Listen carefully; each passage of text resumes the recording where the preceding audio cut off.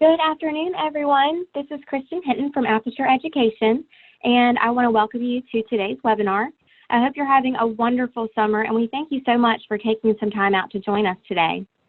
We have a great session planned with a full house joining us, so I know we're all eager to jump in and get started. So first, the system we're using today is called the Zoom webinar system, and I want to take a quick minute to show you some of the features and functions you'll need today. So first, we have started sharing the slide deck. So if you currently don't see a presentation up on your screen with today's presentation, you'll probably need to readjust your screen view. So right now you'll probably be seeing, it says APERTURE Education at the top, caring for your staff. It's a presentation PowerPoint. If you don't see that again, what you'll need to do is either go up to the top right corner, hover your mouse over and either expand or exit full screen. You should probably be seeing that now. If you see the black screen that says Jennifer Robitaille, make sure that you exit your full screen. And again, you'll do that by hovering over the top right corner and clicking that button. A couple of the features that we will be using today are going to be located at the bottom of your window. So the three we'll be primarily using are the chat feature, raise hand, and Q&A. The chat's going to allow you to connect with other attendees, so feel free to go ahead and try that out and type into the chat box where you're joining us from today. The raise hand feature is going to notify us that you have an issue. So right now, if you're having any trouble seeing us or hearing us, or you have any technical problems, click on that box and I'll check in on you and see what I can help with. And then lastly, the Q&A box is probably what you're going to use the most today. This is going to allow you to ask our presenter questions. We do aim to reserve some time at the end of today's session for your questions, so feel free to type those in as we go, or you can save those for the end during that Q&A section. I get this question a lot, and we are recording today's session and sharing the recording out after the live session wraps up. The slide deck will also be shared out, as well as a few resources this afternoon, so watch your email for an email from me, and feel free to share that with your colleagues and friends. So what I'm going to go ahead and do is get us started on a poll question. So it really helps us and the presenter to kind of get a good idea of who we have in the room. So I'm going to launch a poll real quick that should take over your screen that's just asking what your current role is. And these are applicable both for in-school and for out-of-school time organizations. So take a quick second and just answer this first poll question for us.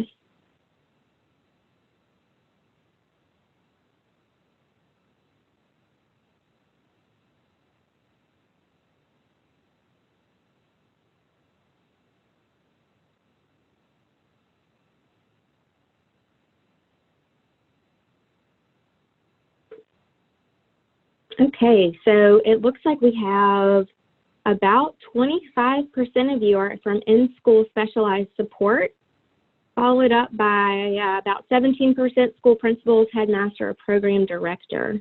So thank you guys for answering that. And I'm going to go ahead and launch our second poll.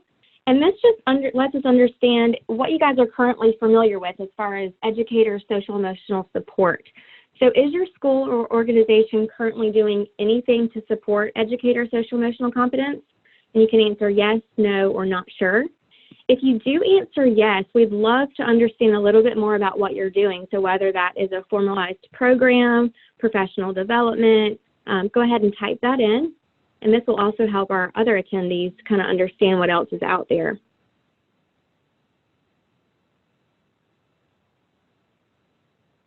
And this is awesome. About more than half of you guys are doing something, so that's great. Thank you.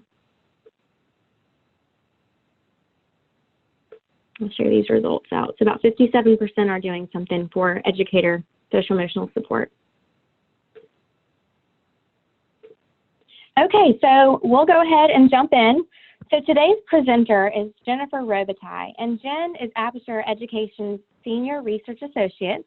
She's co-authored the DESA High School edition most recently, and she's also authored many widely shared articles on social emotional learning assessment. She's also the lead author on APERTURE's newest Educator SEL product, which you're going to learn a little bit about today. But just a quick introduction on her. I'm going to go ahead and hand it over, and she will get us kicked off.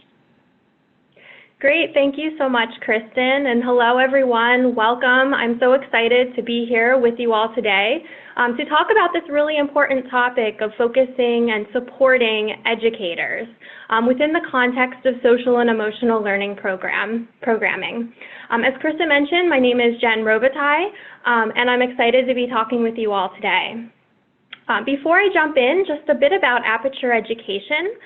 So we're a company solely focused on social and emotional learning. And our mission is to ensure that all members of school and out-of-school time communities, and that includes both the children and the adults within those communities, have the social and emotional skills that they need to be successful, productive, and happy.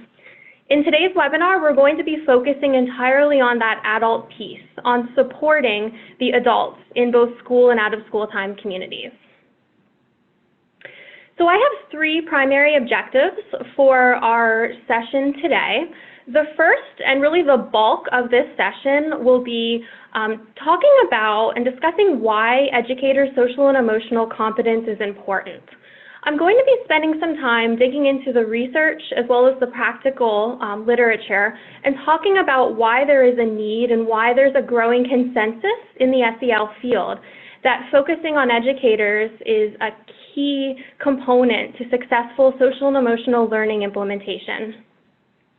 We'll then spend a little bit of time talking about some of the characteristics of potential social and emotional strategies geared towards educators in particular to help them build and enhance their own social and emotional competence and well-being. And then lastly, I'm excited to introduce a new program that we at APERTURE Education have designed called EdSERT, which is a program designed to support educators' social and emotional practices as well as their well-being. And I'll give a little bit of information about the EdSERT program at the end of our session today. So before I begin, I just want to make sure we're all on the same page with sort of the foundation here, which is social and emotional learning. I won't dwell on this too much, as I suspect everybody in the audience is familiar with social and emotional learning.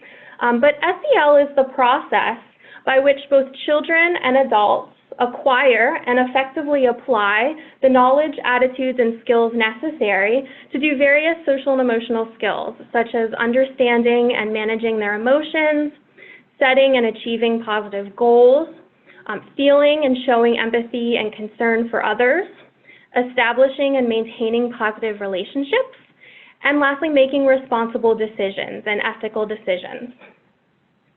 The framework or the graphic that you see here on the screen is a graphic developed by an organization called CASEL, or the Collaborative for Academic, Social, and Emotional Learning. CASEL has been a leader in the field of SEL, and one of their many, many contributions to the field is the development of this framework, in which they've really summarized the 5 key social and emotional skills, which you see in the middle of this graphic here, that are essential for students to do well in school, as well as they continue to be important skills for all of us as we enter college and the workforce, and as well as in all of our personal lives. Before we start talking about Educator SEL, I want to just talk a bit about some of the positive outcomes for students associated with social and emotional learning programming. And pretty much the seminal study in the field is a meta-analysis that was conducted in 2011.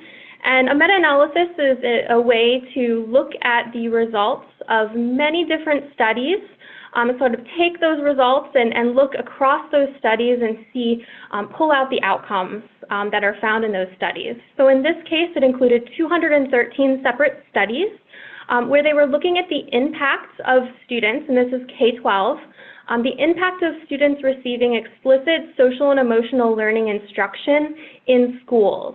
And these are well-implemented, high-quality programs, social and emotional learning programs. For those of you who might work in an out-of-school time field, such as an after-school program, there is a very similar meta-analysis with very similar results to what I'm describing here.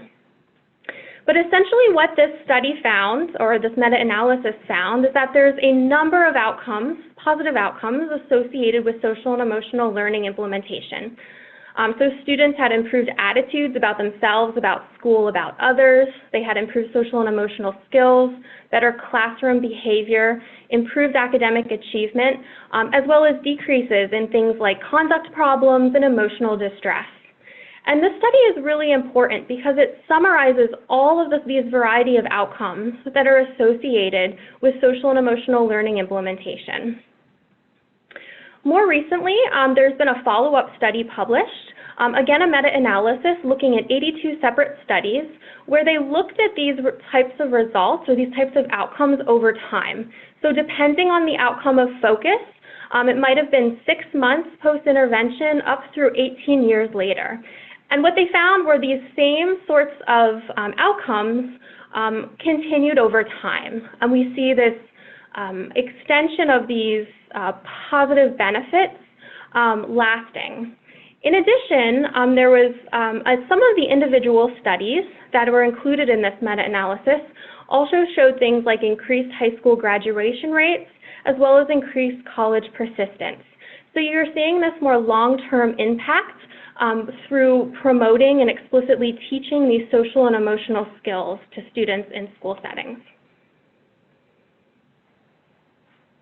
So, however, to have these positive outcomes, it does require adults in school and out of school time settings to implement these social and emotional learning programs.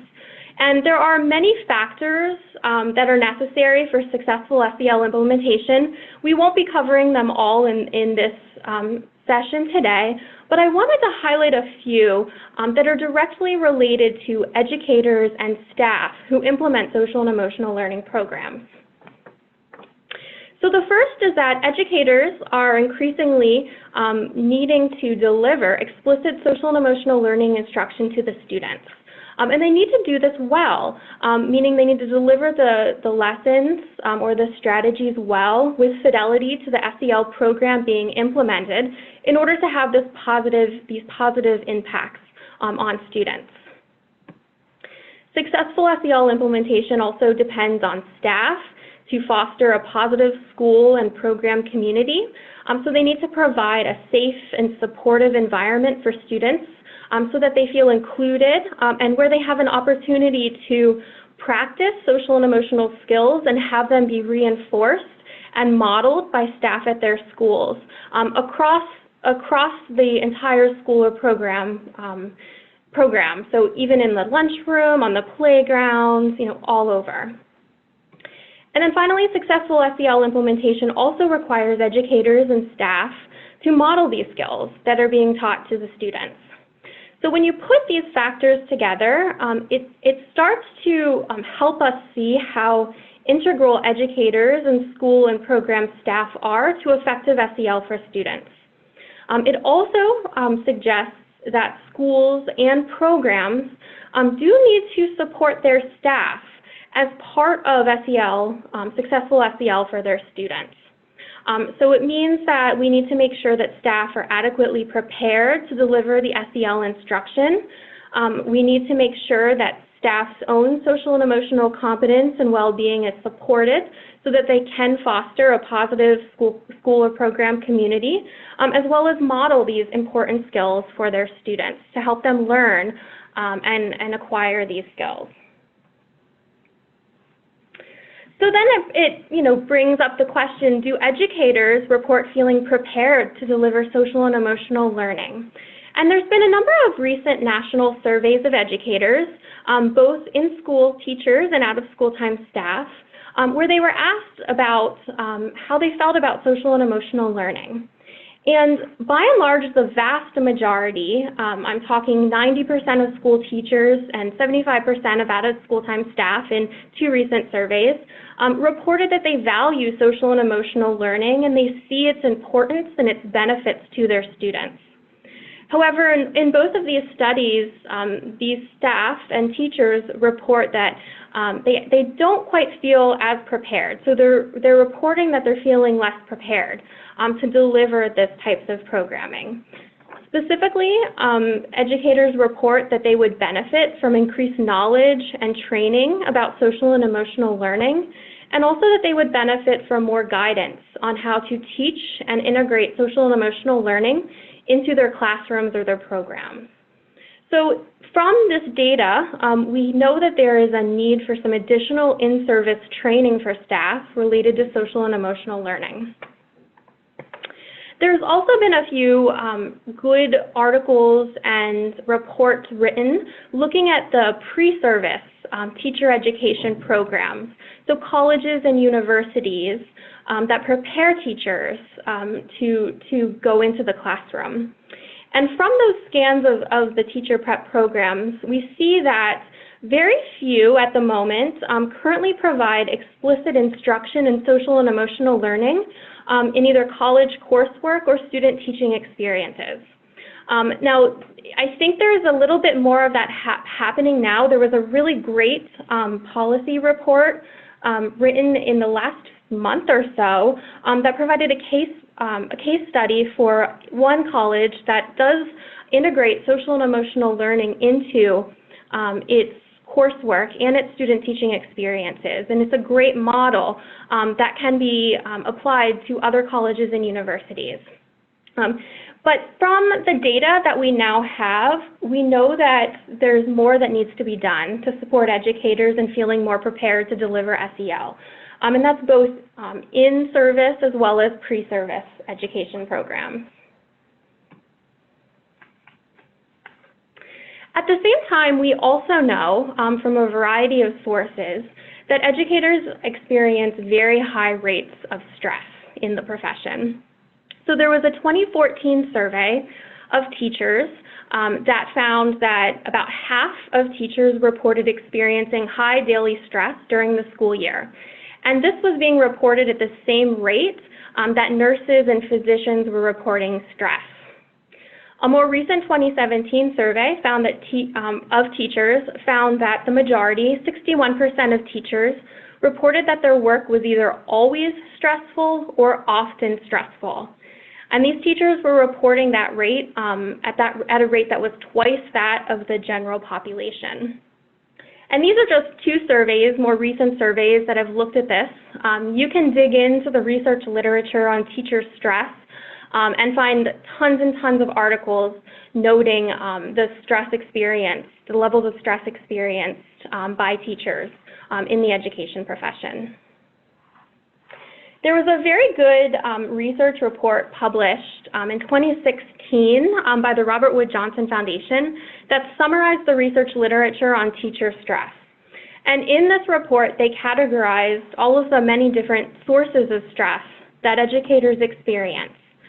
So they talked about school organizations that lack strong leadership, a healthy school climate, or a supportive environment amongst the colleagues.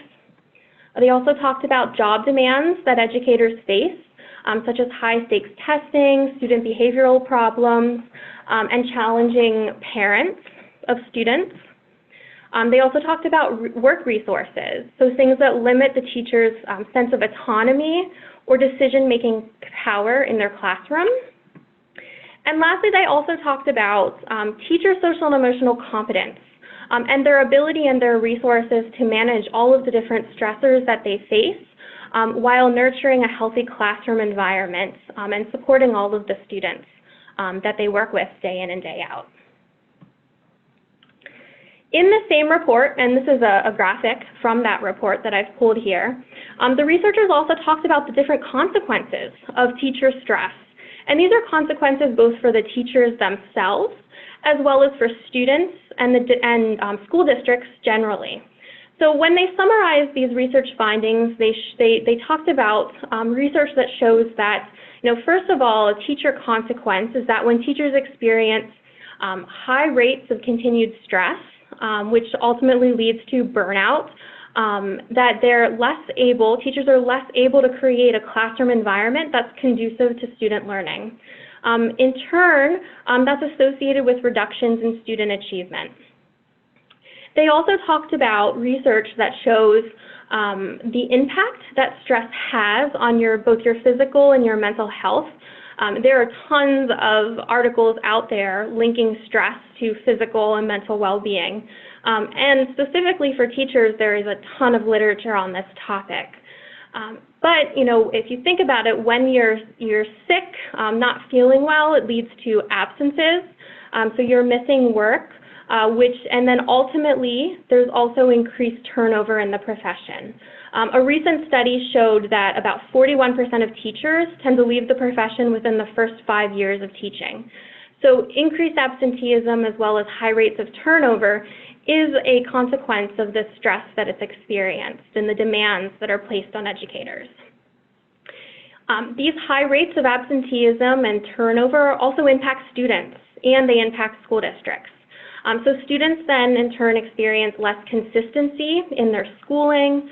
It impacts positive student-teacher relationships as well as academics. And then districts face a financial toll associated with high rates of turnover.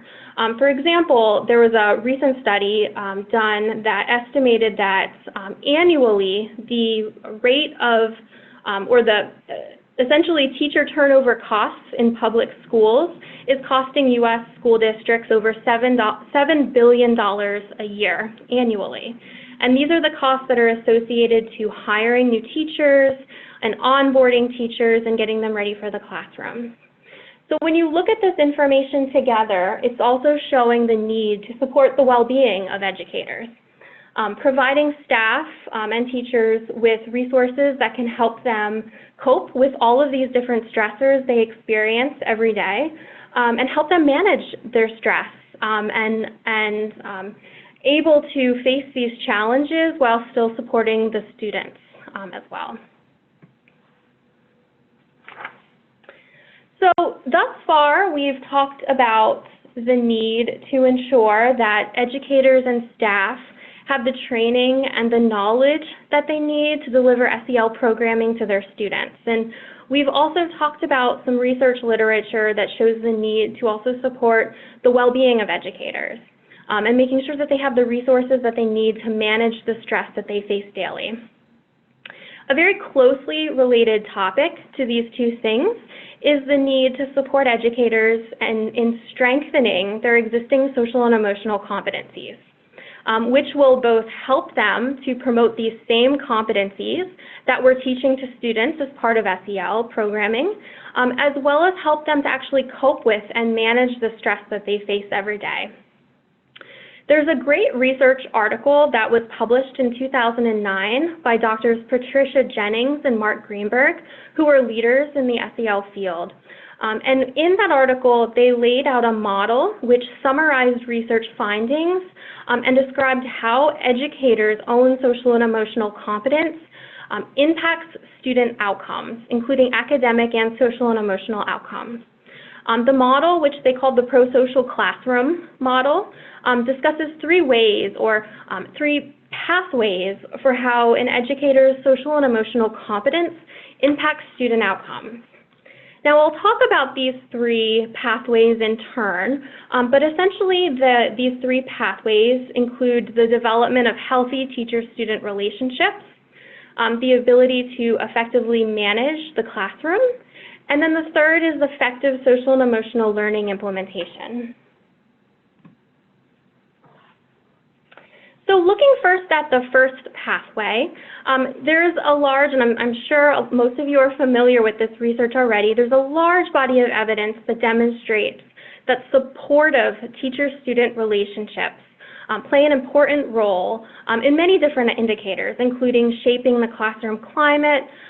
It impacts how connected students feel to their school or to their program, as well as student outcomes, both academic outcomes and social and emotional outcomes. However, we know that, it can be really challenging to always be promoting warm behaviors and being supportive with students all of the time, particularly when facing challenging student behaviors in the classroom. But when these challenging behaviors occur, it is important for educators to be able to manage their emotions in the moment, to appropriately express or inhibit their emotions, depending on the situation, in these challenging moments of challenging student behavior. The more supportive and sensitive reactions to these kinds of challenging behaviors does play a role in student social and emotional development, particularly when you're thinking about those younger students. And ultimately, it impacts the ability to develop or maintain these healthy student-teacher relationships. In addition to self-management skills, there's research that shows that educators who have strong social awareness are better able to recognize and understand student emotions and behaviors, and then respond to them in a way that shows care and empathy for students.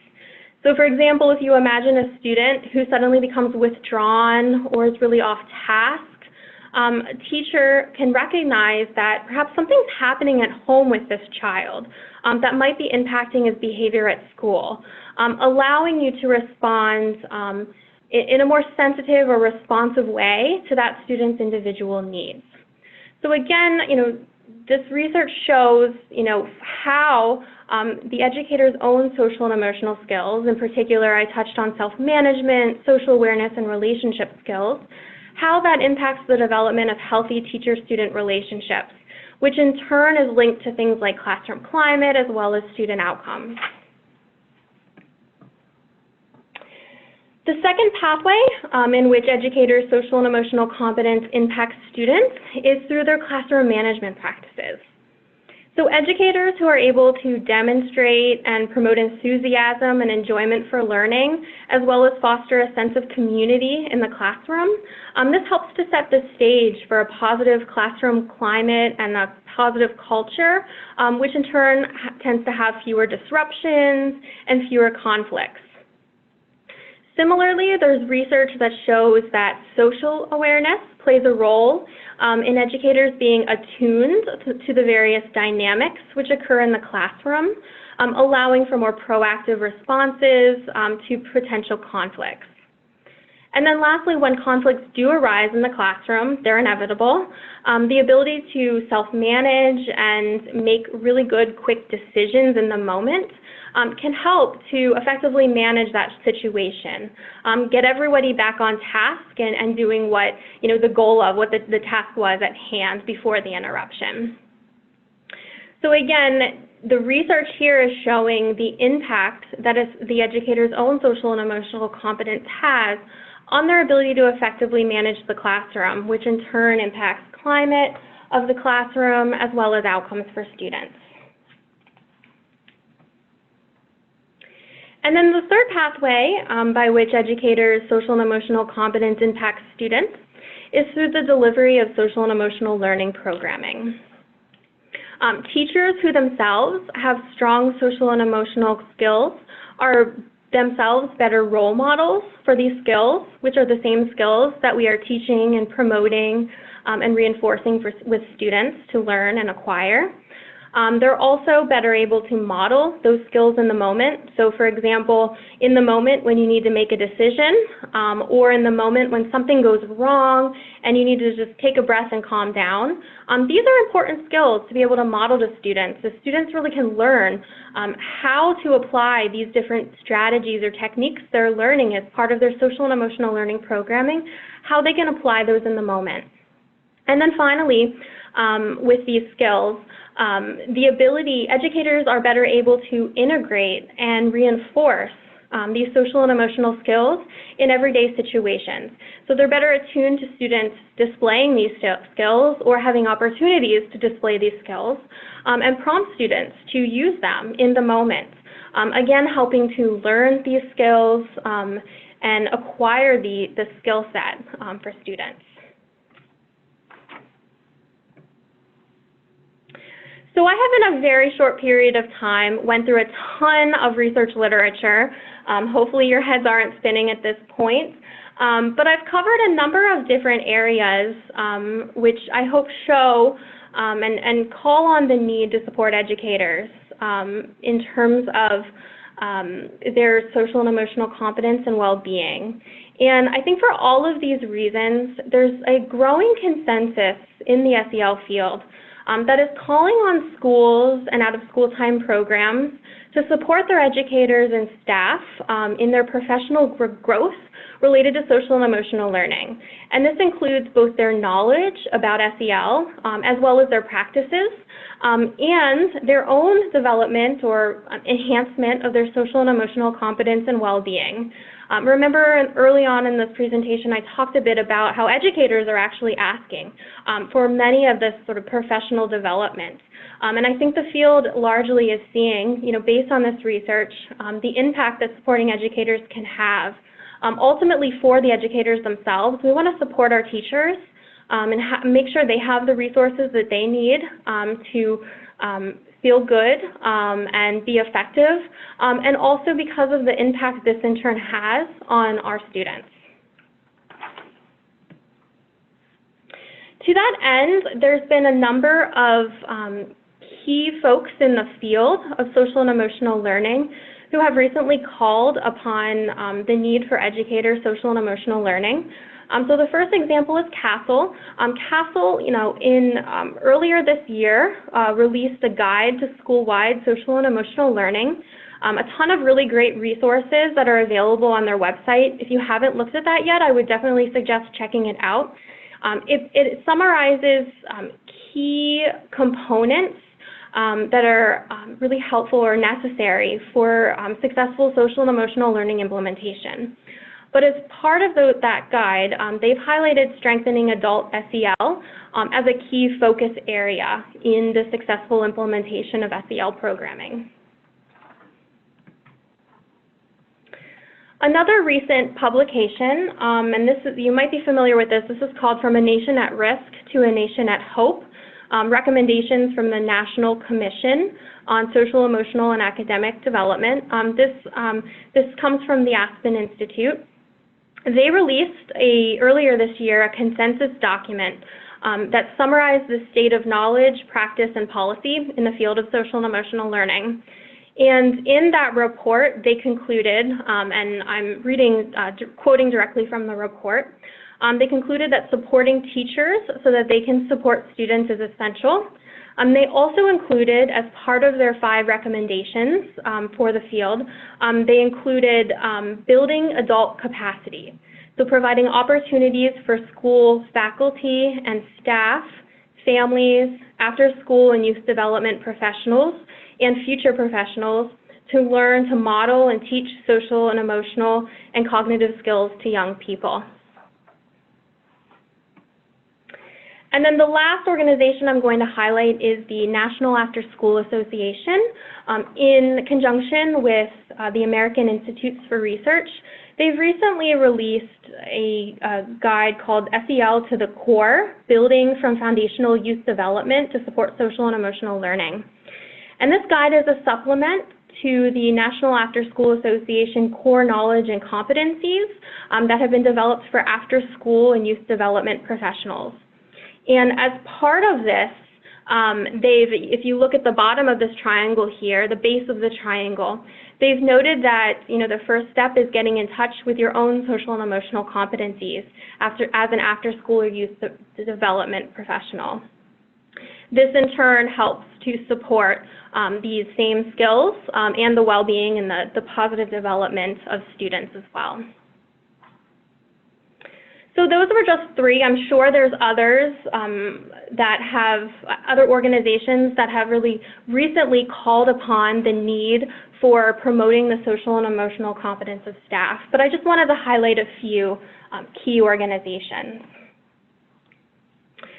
So now that we've gone through and summarized the research literature and some of the practical applications of that literature, I want to think about how we can most effectively and supportively promote educators' social and emotional learning knowledge and skill set, as well as their social and emotional competence and well-being.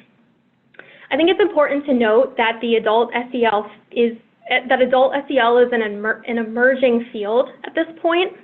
As we've touched upon throughout the webinar so far, there is a good deal of research that confirms the need for this and the importance of this work, but I think there's a lot more to be done in the field to determine how we can best go about supporting adults in further developing or enhancing these skill sets and competencies.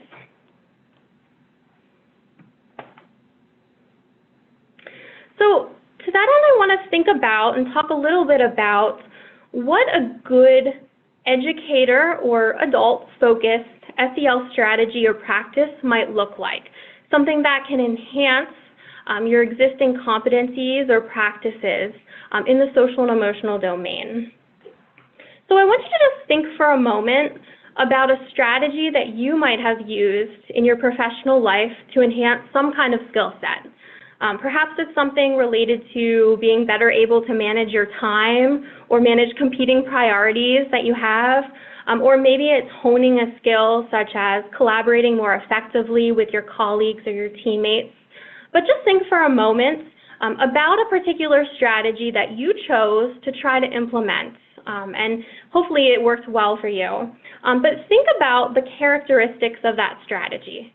What made it appealing to you to choose in the first place, and what made it effective? So think about that for just a moment.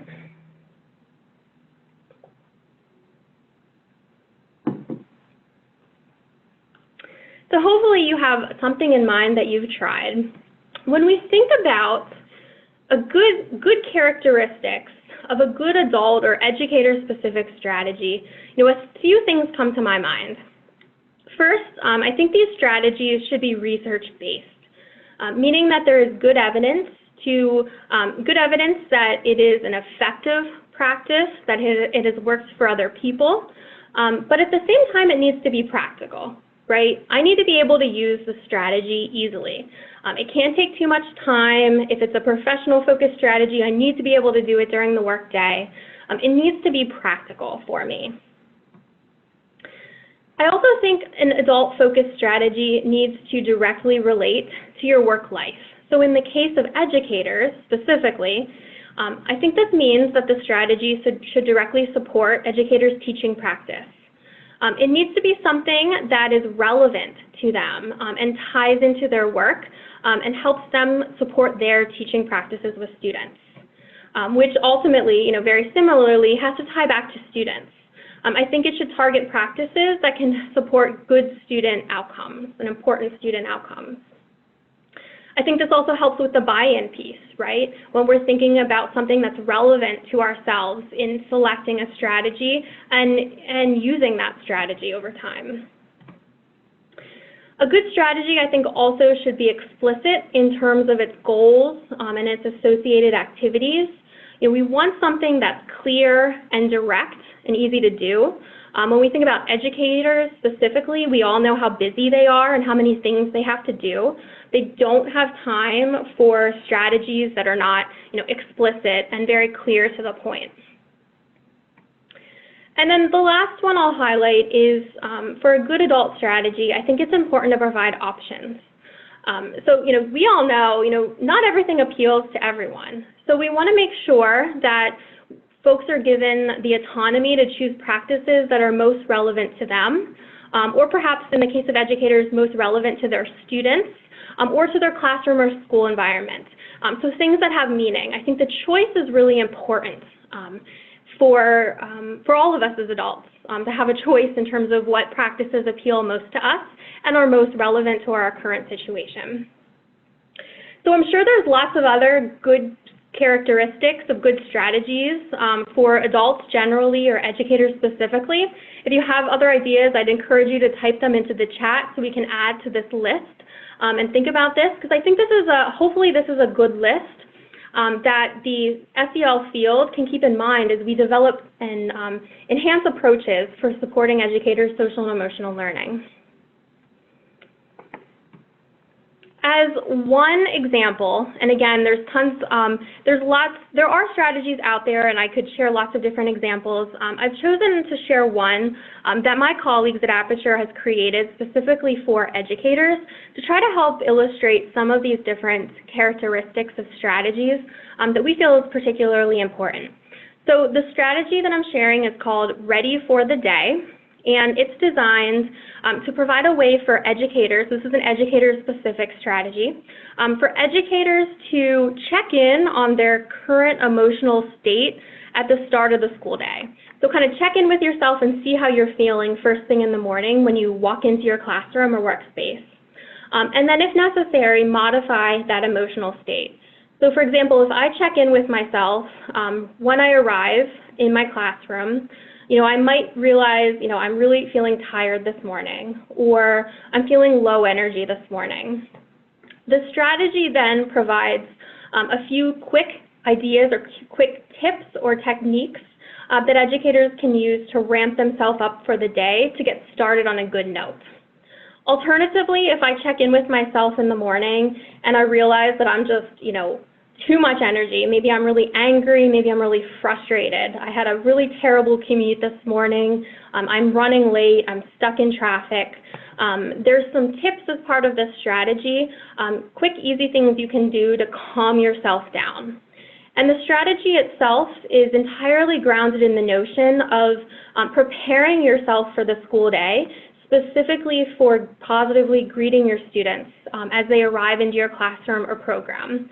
We know how important positive greetings are, so greeting each student by name is such a key social and emotional learning technique for students that impacts the climate of students, as well as how teacher-student relationships and how they feel, how they belong, feelings of belongingness. So it's grounded in that notion of the importance of positive greetings, something that's relevant to the classroom environment as well as the students. So this is just one example of a strategy that's written specifically for an educator. In this example, we touch on 3 social and emotional competencies. So self-awareness, so checking in on your current emotional state. Self-management then, if you need to modify those emotions, the ability to manage those. And the third being relationship skills, focusing on positively greeting your students. So you might now be thinking a bit about, so how do you go about choosing, which of these social and emotional competencies and what strategy, might be most impactful or helpful to me. And we believe that there is a need to, as part of a larger set of resources, to provide these strategies within the context that encourages both self-reflection and planning. So again, for educators specifically, we know that teachers' time is really valuable. We don't have a lot of it. So it's important to provide guidance in selecting these strategies or these domains in areas that would be most useful to them. But at the same time, providing some flexibility in terms of your own professional growth. And that's a sort of adult learning principle where you need to sort of be in control of your professional growth and development and have some autonomy in terms of what you choose to focus on based on your specific needs and desires, as well as the needs of your students. So with that, I'm really excited to share a bit about the EdSERT program, the program that we have recently developed at APERTURE Education.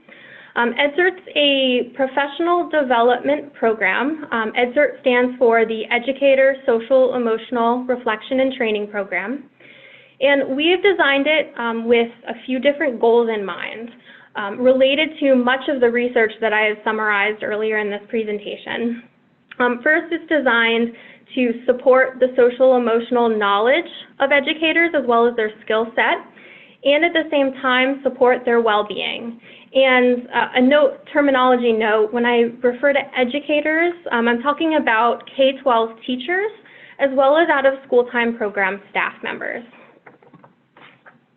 So the EdSERT program focuses on 8 social and emotional competencies that are listed here on the screen. You might recognize some of these as the same skills in the CASEL framework. EdSERT is aligned to the CASEL framework. You'll note that we have 8, while CASEL talks about 5.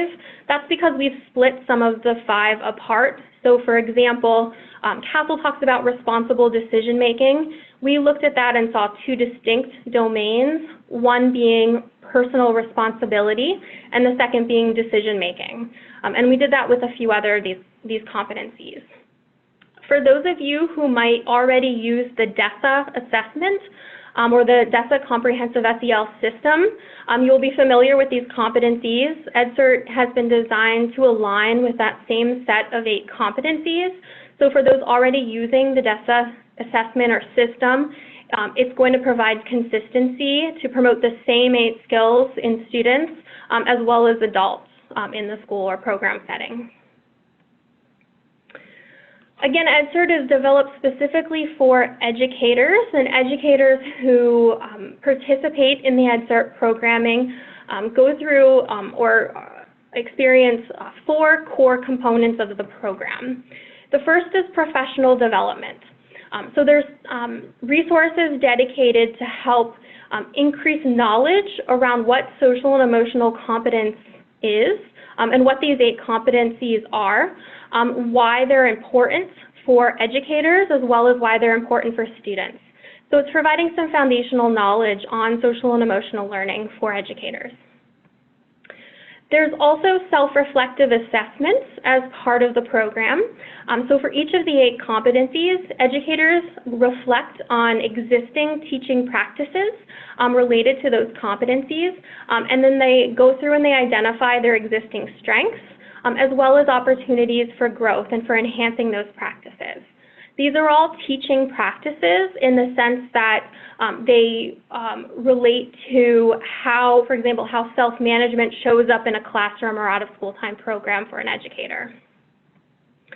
Once you've completed your self-reflection, there is a personal planning tool that helps you walk through, think about your ratings of yourself, think about your strengths, your opportunities for growth, and then choose a focus area, something that you'd like to work on enhancing in yourself. And it sort of takes you through setting your intentions, putting that plan in place. We know planning is such a key part of any kind of behavioral change program or initiative. So there's this planning tool included to help put forth your intentions for how you'll go about enhancing that practice. And then lastly, the program provides a set of strategies that are aligned to the teaching practices included on the self-reflection. And the strategies are meant to help enhance those focus areas that are selected by the educator. The strategies are all designed to be very practical, easy to implement, and relevant to the teaching, relevant to the classroom and teaching practices. They don't get at anything personal or private in our lives. It is entirely relevant to education. So just to kind of summarize some of the information or the key features of the EdSERT program, we don't have time to go into it in detail today, but I just wanted to touch on some of the key pieces of EdSERT, or the key features of EdSERT. The first is that it's developed based on best practices found in the research literature and the education field. The strategies have all been written by an experienced educator, and all of the resources were informed by teachers, out-of-school time staff, and administrators across the United States as part of a set of focus groups that we conducted in the development process. EdSERT is also intended to be a personalized and self-directed approach to professional development. So the educators will choose practices that are most relevant to them or to their students or to their school or program, and the materials are freely accessible at any time that's convenient to them. At the same time, we do provide recommendations for an entire school or program to implement EdSERT consistently across the setting in a very organized, planful manner. So there's flexibility there in how a school or a program would choose to implement. So EdSERT's, I mentioned this, EdSERT's entirely designed as a self-reflective approach where educators are asked to reflect on their existing practices. We don't ever recommend that educators be forced or required to share their reflections. It's really meant specifically for the educator and not in any way to be used in evaluation or performance indicators. I mentioned that EdSERT is also entirely focused on educator classroom practices, not practices that you'd really use in your private or personal life. Now, obviously, these practices can be applied generally. I mean, these skills can be applied generally. For example, a calm down technique will work, anywhere throughout your life. But the focus is really on the teaching practices piece. I already mentioned that EdSERT is CASEL and DESA aligned. And again, ultimately, the goal of the program is to improve SEL knowledge, skill set, and well-being of educators. So with the time we have left, just a really quick summary of what we've covered. I think we've covered a lot in this presentation. We know that there's a growing consensus in the social and emotional learning field on the importance of supporting educators. We know from a variety of sources that resources are needed to provide both pre-service and in-service training opportunities for educators and staff related to SEL, and that resources are also needed for enhancing social and emotional competencies and supporting the well-being of educators. And then lastly, I briefly touched on EdSERT as a new approach to supporting educators in these different areas. If you'd like to learn a little bit more about EdSERT, I encourage you to reach out to us. You can type a message in the chat box and we'll get back to you. You can also visit the EdSERT website at www.edsert.com, and there's a form there that you can fill out and one of our staff will reach back out to you and provide more information. So that with the time I have left, I'd love to open it up. Kristen, if there is any questions that have come in that I can answer, I'd be happy to. Great, thanks, Jen. I've gotten a lot of questions primarily about the recording in today's presentation slide deck. So I will be sending out an email this afternoon with both the slide deck and the recording, and also a few new resources you haven't seen today. So watch for that from me. Feel free to share that with your colleagues and your friends and anybody you think might want to take a look at that. We have gotten a lot of questions today, and I'm just going to go ahead and start, Jen, with a couple of them. If we don't get to your question, I'll be emailing you out this afternoon answers to your questions. So if we don't get to it live, you will get your answer. But let me start with Jen. Someone's asking, do you have any recommendations for getting teacher buy-in to a social emotional learning tool for educators or for EdSERT specifically? Yeah, that's a great question. And, I mentioned a bit that we've done a lot of focus groups with talking to teachers and staff and administrators. And in each one, this came up as a really key topic. So I have a few, and I'd love to hear if other people have more. Please type it in the chat box. One thing that came up in our conversations with teachers is the need to emphasize the why. So why are these resources being provided? What's the rationale for providing them? Making it really clear to teachers that these resources are for them, to support them, both for their own well-being as well as, and ultimately to help them most effectively reach all their students and support the various needs of their students.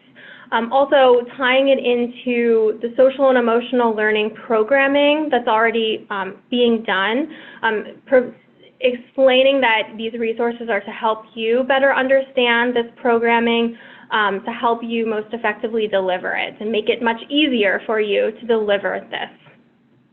The other thing that came up in our conversations with teachers is the notion that, sometimes this can be a bit uncomfortable of a topic, and it would be very, very important providing any type of resources for teachers to make sure that teachers understand that in no way is this meant to be evaluative of them. It's all about providing resources to support them, not to figure out how they're doing or compare them to other educators. It's all resources for them to support them. Related to that, I think it's really important not to require educators. If you're using a self-reflective tool like EdSERT, or there are other self-reflective tools that are out there, related to self-care or other social and emotional competencies, making sure that staff don't feel that they're required to share those results. Making sure they feel comfortable and that they know that those are their own personal reflections and are not something that they're going to be asked to be shared with either their colleagues in a conversation or ultimately having to turn that back in to their administrator. That would certainly decrease buy-in and really hurt this type of initiative in a school. That's a really good question. Thanks, Jen. I've had several people ask what exactly comes with EdSERT if they were to purchase this product. I've had about 4 or 5 people ask that. Sure. So EdSERT is primarily a print resource at this point, but there is also an online component to it. So for a school or a program to purchase EdSERT, they would receive a set of educator guides. There is a guide for each of the 8 social and emotional competencies provided by or supported by the program. And these guides include all of the resources I talked about. So there's an introduction to that competency, there's a self-reflective assessment, a planning tool, and then aligned strategies related to the self-reflective tool. And then online, there are a variety of different resources, including professional development, so recorded webinars covering each of the competencies, as well as a number of supplemental resources related to both the strategies and guides for administrators who are rolling out the program and facilitating use of the resources. Great, thank you. Along the same line, for EdSERT, do you envision this being a school-wide initiative for all educators or to be picked up by an individual educator who's interested? Yeah, we're envisioning this as a school-wide initiative where all educators are going through the process and receive the materials. That's how we are at this point conceptualizing it and thinking of it as a school-wide approach, really to help either set a foundation for social and emotional learning programming if you're not yet doing social and emotional learning programming, or if you already are doing any kind of SEL programming or curriculum as a supplement to that for the educators. So I think ideally it would be a school-wide approach where everybody is able to interact with these resources. Thanks, Jen.